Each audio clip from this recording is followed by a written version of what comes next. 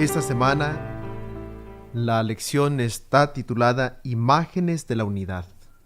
Para comenzar, tengamos una oración.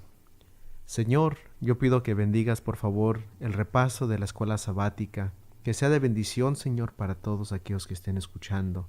Que tu palabra, Señor, pueda mostrarnos cómo podemos, Señor, como pueblo, estar aún más unidos. En nombre de Jesús te lo pedimos. Amén. Esta semana, las imágenes de la unidad es de lo que estaremos hablando. Y en la Biblia vemos varias imágenes. Desde la creación, el Señor mismo hablando de la profecía del Mesías, usa una imagen de un simiente, de un descendiente. Vemos imágenes a través de la historia de la Biblia.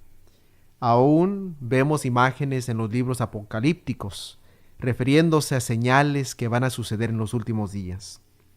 Pero esta semana estamos mirando algunas imágenes de la naturaleza, del día en día, y el Señor nos deja saber a través de la Biblia que la naturaleza misma nos enseña lecciones espirituales. Una de las favoritas cosas que Jesucristo usaba para ilustrar sus puntos era la naturaleza, los ejemplos de otras personas, las experiencias de la vida, y aún mismo hoy en día tenemos el segundo libro de revelación, que es el libro de la naturaleza. La naturaleza nos muestra muchas cosas lindas del carácter de Dios, lecciones de la vida, de la santidad. Sin embargo, son imperfectas porque ahora tienen los rasgos del pecado. Pero el Señor nos ha dado su palabra y en su palabra encontramos una revelación más clara. Aparte de eso, nos ha dado el espíritu de profecía para guiarnos en estos últimos días. Y con esto en mente, comencemos con el estudio del domingo, que se titula El pueblo de Dios. Y hay varios pasajes que se comparten, solamente voy a leer dos, una del Antiguo y otro del Nuevo Testamento. En Deuteronomio capítulo 7 encontramos este pasaje. En Deuteronomio capítulo 7, y vamos a leer desde el versículo 6 hasta el versículo 8. Hablándole Dios a su pueblo les dice: porque tú eres pueblo santo para Jehová tu Dios. Jehová tu Dios te ha escogido para hacerle un pueblo especial, más que todos los pueblos que están sobre la tierra. No por ser vosotros más que todos los pueblos os ha adquirido Jehová y os ha escogido, pues vosotros erais el más insignificante de todos los pueblos, sino por cuanto Jehová os amó y quiso guardar el juramento que juró a vuestros padres, os ha sacado Jehová con mano poderosa, y os ha rescatado de servidumbre de la mano del faraón, rey de Egipto. Este pasaje habla de que Dios tiene un pueblo especial, un pueblo elegido, un pueblo con un propósito específico, un pueblo sobre todos los otros pueblos de toda la tierra. En el Nuevo Testamento vemos un pasaje diciendo casi lo mismo. En 1 de Pedro capítulo 2 y el versículo 9 dice: mas vosotros sois linaje escogido, real sacerdocio, nación santa, pueblo adquirido por Dios, para que anunciéis las virtudes de aquel que os llamó de las tinieblas a su luz admirable. Hay muchas ilustraciones que estaremos mirando esta semana y por esa razón solamente mostraremos 2 o 3 puntos de lo que quieren decir estos pasajes en relación a la lección de esta semana, que es la unidad. La primera que vemos aquí es que el Señor siempre ha tenido un pueblo especial desde la creación. Desde el Génesis, el Señor eligió al pueblo como la raza humana como un pueblo especial. Recién no sabemos cuánto tiempo, pero acababa de terminar el conflicto celestial entre Dios y Satanás. Vimos entonces que aquí en la tierra comienza a verse esa decisión entre elegir la voluntad de Dios o la voluntad de Satanás. Y una vez de que se desarrolla el pecado aquí en la tierra, el Señor elige a un linaje escogido especial a través de uno de los hijos de Adán, Set, y vemos la genealogía de él, Noé y Enoc siendo sus descendientes, como aquellos que heredaron las verdades de Dios.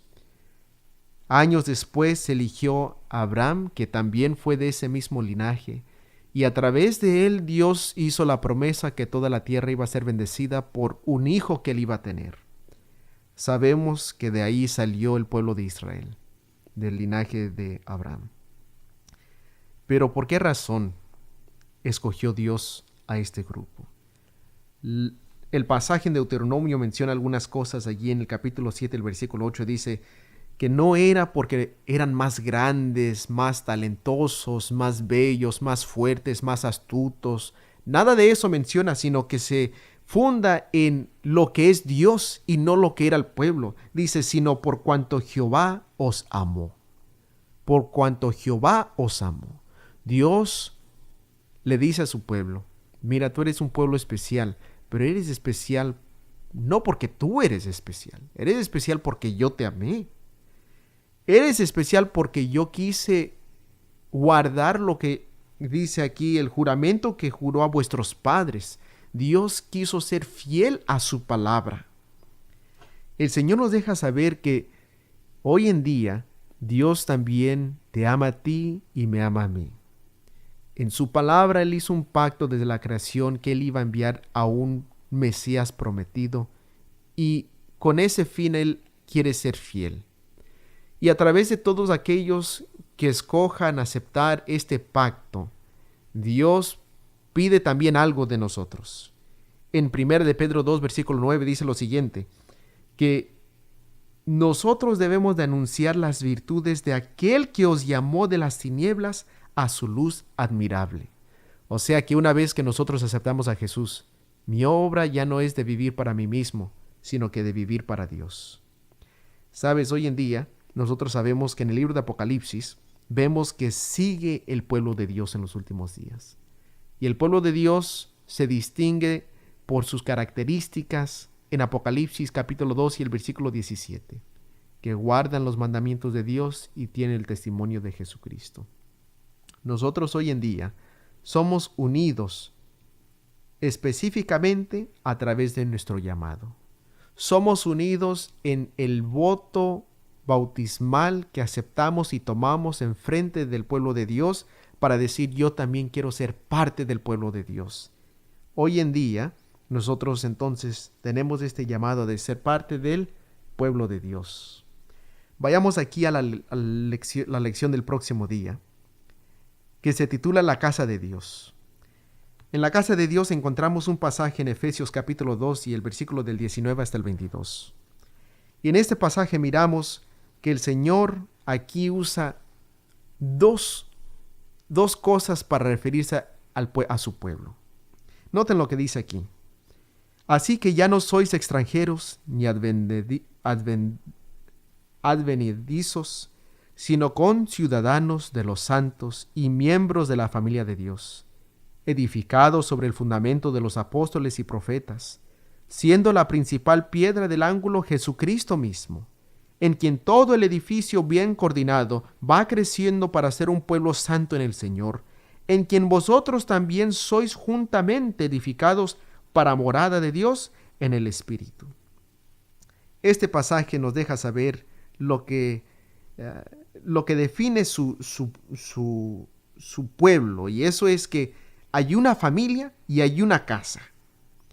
O sea que la familia de Dios vive en una casa, pero la casa misma también es el pueblo de Dios. ¿Cómo es que una familia y una casa pueden ser unidos? Este pasaje nos menciona algunas cosas. Lo primero es, yo me pongo a pensar sobre una familia. En nuestra familia, cuando yo era pequeño, habían reglas en el hogar, en la casa, reglas de la casa. Esas reglas no eran de parte del edificio donde vivíamos, sino que eran de parte de la familia, de mi mamá. Yo creo que en tu familia también hay reglas que rigen a los miembros del hogar. Es decir, algunos te dicen, ¿tu mamá no te enseñó a hacer eso? ¿O mi mamá no me educó de tal manera? Y lo que mi mamá o tus padres o tu familia tomaron como enseñanza es lo que define en cierto punto quién es tu familia, cómo es tu familia. En la Biblia nosotros ya no somos extranjeros. Un extranjero, él no está en su propio país. Uno ahora es parte de una cultura. Hace unos años atrás mi mamá fue a la corte en San José para poder ella ser para hacerse ciudadana. Ahora ella está aceptando las reglas de un gobierno diferente. Dios nos dice que nosotros, al ser parte de su familia, estamos entrando a ser parte de un pueblo diferente, regido por reglas diferentes, principios diferentes, la que son celestiales. Aquí mismo nos menciona cuáles son esos fundamentos. Dice allí, edificados sobre el fundamento de los apóstoles y profetas, siendo la principal piedra del ángulo Jesucristo mismo. A los profetas se refiere del Antiguo Testamento. Las escrituras del Antiguo Testamento, los apóstoles del Nuevo Testamento, y obviamente todos tienen como fundamento a Jesucristo. Hoy en día hay cristianos sinceros que solamente se rigen por el Nuevo Testamento. Pero aquí vemos que para la iglesia primitiva del Nuevo Testamento, ellos se fundaban del Antiguo Testamento. Nosotros hoy en día, como cristianos que estamos viviendo en estos últimos días, creemos que el Señor nos ha dado los profetas y los apóstoles, y obviamente el centro de todo eso es Jesucristo mismo. Como iglesia adventista, nosotros creemos que hay una familia en los últimos días. Si lees allí en Apocalipsis capítulo 7 vas a ver las 12 tribus, y simbólicamente hablando del 144,000 que después, unos versículos más adelante, se refiere a la gran multitud que es redimida. Pero cuando son sellados 12,000 de una tribu, 12,000 de otra tribu, otros 12,000 de otra tribu, y está hablando del pueblo de Dios en los últimos días como una familia grande espiritual. Nosotros hoy en día como iglesia somos parte de una familia más grande, una familia espiritual, una familia mundial. Y esta familia se rige por lo que dice la palabra de Dios, por lo que dice en los escritos de la hermana White, pero más que nada, que se rigen por quién es Jesús en nuestras vidas, la casa de Dios. Sigamos aquí al templo del Espíritu Santo en 1 Corintios, capítulo 13. Encontramos el templo del Espíritu Santo. Dice lo siguiente, 1 Corintios, capítulo 3, versículos 16 y 17. ¿No sabéis que sois templo de Dios y que el Espíritu de Dios mora en vosotros? Si alguno destruye el templo de Dios, Dios le destruirá a él, porque el templo de Dios, el cual sois vosotros, santo es. Este pasaje ahora habla sobre lo que habíamos mencionado en el pasaje anterior, y es que somos un templo, somos un edificio. Y siendo tú y yo un edificio, ponte a pensar sobre esa ilustración, lo que es un edificio. En esos entonces, un edificio era formado de piedras que eran formadas, que se usaba un martillo para poder diseñarla, formarla, de tal manera que iba a tomar su lugar debido en el edificio. Estas piedras, estos bloques grandes, se apoyaban el uno del otro. Toda pieza era importante para el edificio. Pero también se requería un arquitecto. Se requería alguien que iba a decir, mira, aquí se va a colocar esta piedra, necesito que esta piedra me la hagas de tal medida.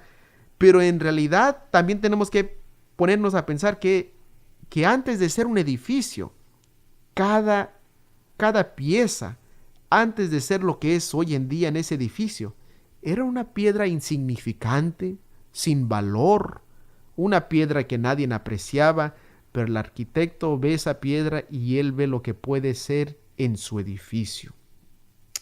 Y esto todo junto, todos estos elementos, juntos son un lugar especial al cual Pablo aquí se refiere como la casa o el templo del Espíritu Santo. Hay algunas advertencias sobre todo esto, porque esta metáfora que se use se refiere a la entidad corporativa de los cristianos.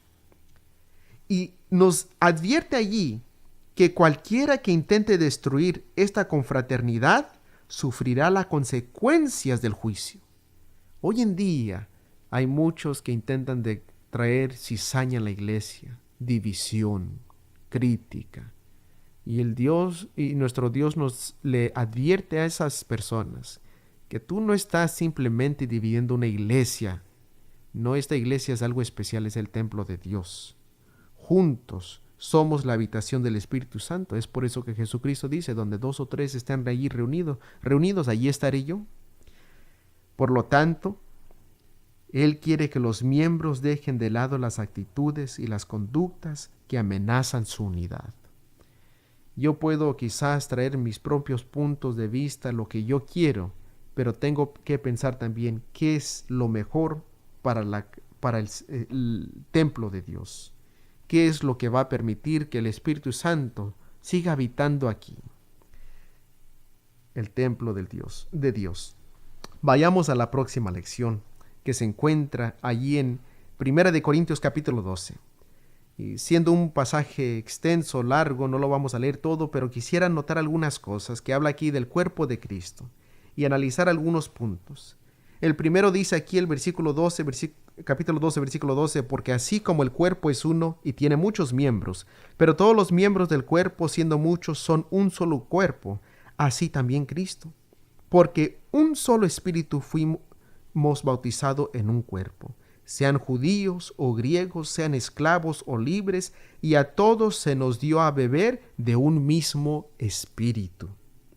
Aquí nos deja saber que todos fuimos bautizados a un cuerpo. Cuando tú eres bautizado, tomas parte de algo más grande que tú mismo. Y eso es algo lindo y importante. Es lindo porque tú ya no estás solo. Tú ahora perteneces a un ambiente grande, un cuerpo.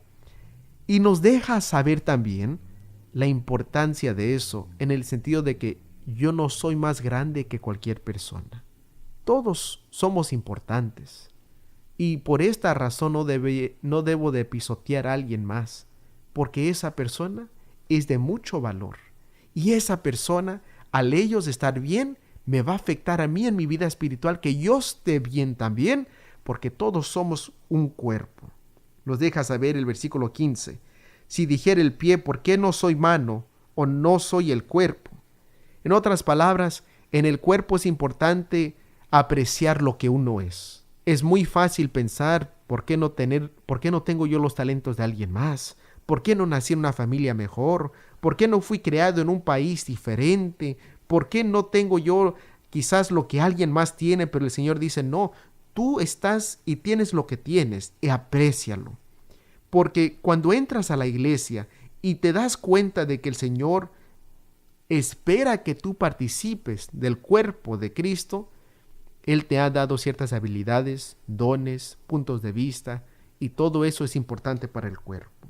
¿Y cómo sé esto? Porque nota lo que dice enseguida el versículo 18. Mas ahora Dios ha colocado los miembros, cada uno de ellos, en el cuerpo como Él quiso. El Señor pone a las personas en la iglesia por una buena razón.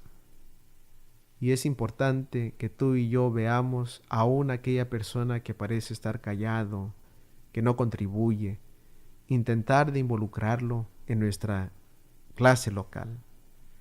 Cada clase es como una parte del cuerpo, cada clase de escuela sabática.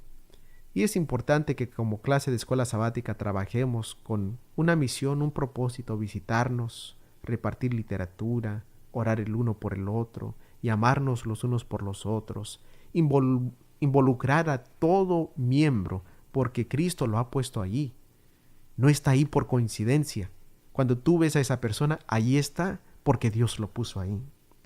Finalmente vemos el versículo 21 y 22 que dice: ni el ojo puede decir a la mano, no te necesito, ni tampoco la cabeza a los pies, no tengo necesidad de vosotros. Antes bien, los miembros del cuerpo que parecen más débiles son los más necesarios. Que va lo que estábamos diciendo. Cada individuo es necesario, es importante. No importa si es un pequeñito, no importa si es un hermano o hermana avanzado en edad, o si es alguien que cada rato está al frente, o alguien que quizás se sienta atrás, en las bancas de atrás. Cada uno es importante. Miremoslos con esos ojos. Finalmente vemos acá el libro del jueves. El día del jueves, perdón. Vemos en San Juan capítulo 10, del versículo 1 al 11, una metáfora que usa Jesucristo hablando sobre su iglesia y usa una ilustración de las ovejas y el pastor. Dice lo siguiente: de cierto os digo, que el que no entra a la puerta en el redil de las ovejas, sino que sube por otra parte, ese es ladrón y salteador. Mas el que entra por la puerta, el pastor de las ovejas es. A éste abre el portero, y las ovejas oyen su voz. Y a sus ovejas llama por nombre y las saca. Y cuando ha sacado fuera todas las propias, va delante de ellas, y las ovejas le siguen porque conocen su voz, mas al extraño no seguirán, sino irán de él, porque no conoce la voz de los extraños. Aquí vemos una puerta, un redil, las ovejas, el pastor, el extraño o el ladrón, y vemos que cada uno representa algo. En el versículo 9 Jesús dice: yo soy la puerta. En el versículo 11 dice: yo soy el buen pastor. En el versículo 10 dice que el ladrón no viene sino para hurtar y matar y destruir, pero Jesús ha venido para darnos vida eterna. Esta y todas estas metáforas que se han usado esta semana son como temas en sí mismo. Uno pudiese hacer toda una serie solamente sobre cada una de estas metáforas. Y hay muchas cosas que se me vieron a la mente al leer esta metáfora, esta ilustración que usa Jesucristo. Me pongo a pensar del redil donde están las ovejas. Me recuerdo ver unos rediles en otro país donde estaban las ovejas. Y los rediles, yo me imagino también en los tiempos de Jesús, eran como el que yo vi, hechos por piedra. No rediles bonitos, con su superficie muy, muy fina, como me la imagino que será un redil hoy en día, sino que eran piedras.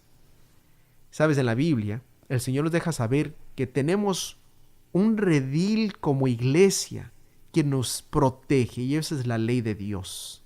La piedra que el Señor usó y con su dedo escribió en esa piedra los principios que han de protegernos, que nos definen quién somos y quién no somos como pueblo de Dios. Sin embargo, nos deja saber que las ovejas no siempre se quedan dentro del redil, sino que salen por la puerta de Jesús. Y cuando tú pasas por la puerta que es Jesucristo en la muerte del Calvario, tú ves con nuevos ojos. Y pensarás: pero estamos ahora fuera del redil, ¿cómo estaremos seguros? Pero nos deja saber esta metáfora que Jesucristo, como el pastor, Él nos guía. Y si escuchamos su voz, que es su palabra, entenderemos por cuál camino caminar. Y nos ha dejado principios que es como un redil invisible que nos guía y nos protege y nos deja saber que el redil donde estábamos antes, los simples 10 mandamientos, son mucho más que solamente esos 10 mandamientos. Son principios que hablan sobre la santidad. Es por eso que cuando Jesucristo vino, dijo: has escuchado que no deberías de matar, ¿verdad? No matarás. Sin embargo, si odias a tu hermano o tu hermana, ya estás matando en tu corazón, porque tú en tu corazón ya tienes los principios de lo que prohíbe la ley, y eso es el odio. Es por eso importante que hoy en día nosotros seamos estudiantes de su palabra, porque su palabra es su voz, es la manera en que tú y yo escuchamos: Señor, ¿qué es lo que tú deseas para mi vida hoy? ¿Cómo deseas que yo conduzca mi vida hoy en día? Hoy en día tenemos también un pastor que nos está guiando a la tierra prometida.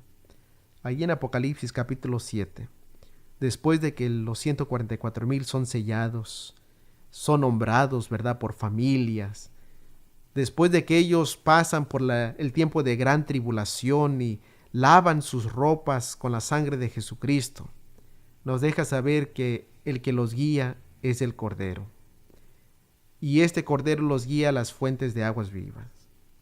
Sabes, el secreto hoy en día que hemos visto esta semana para la unidad es nuestro fundamento de la palabra de Dios, nuestro fundamento como casa de Dios, unidos, un bloque con otro, que todos somos parte del templo del Espíritu Santo y debemos cuidar esta unidad, aún de aquellos que vienen a intentar de causar división, que todos somos parte de un cuerpo y me beneficia a mí que mi hermano o mi hermana esté bien también en salud. Y finalmente nos recuerda que tú y yo somos ovejas. Y como ovejas debemos de reflejar el carácter del pastor Jesucristo, que dice que el buen pastor da su vida por sus ovejas. Y Él me pide a mí y te pide a ti que también estés dispuesto a dar tu vida por tus hermanos. Dar tu conformidad para ir en busca de alguien más, para animar a otra oveja, para recordarles que regresen al redil, a seguir al pastor de nuevo, que no sigan al enemigo, sino que busquen la voz del pastor.